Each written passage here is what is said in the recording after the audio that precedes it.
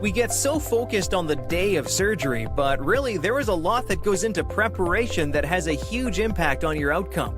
We want to identify and minimize any risk factors to avoid complications and maximize your body before surgery to improve recovery. So follow me and I will take you through the 7 steps of preparing for surgery. When we elect to go forward with surgery, we review the procedure and you will sign an informed consent.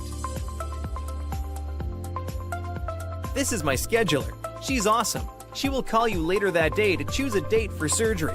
I typically book about a month out. Next step is preoperative testing, and this involves a few tests. Here we are making sure your body can handle the stress of surgery and are looking for any potential issues that could arise during or after surgery.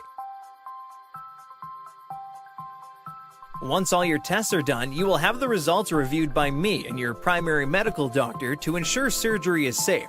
You will get your medical clearance. A few sessions of physical therapy goes a long way to getting your body prepared and speeding up recovery.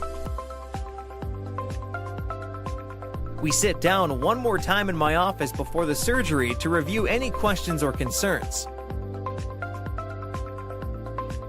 It's the day before surgery. You will get a call from the hospital telling you when and where to go tomorrow. You cannot eat or drink anything after midnight, except for next morning's medications that were approved by your doctor. You have done all your preparation. Now it's time to let me do a great job in surgery.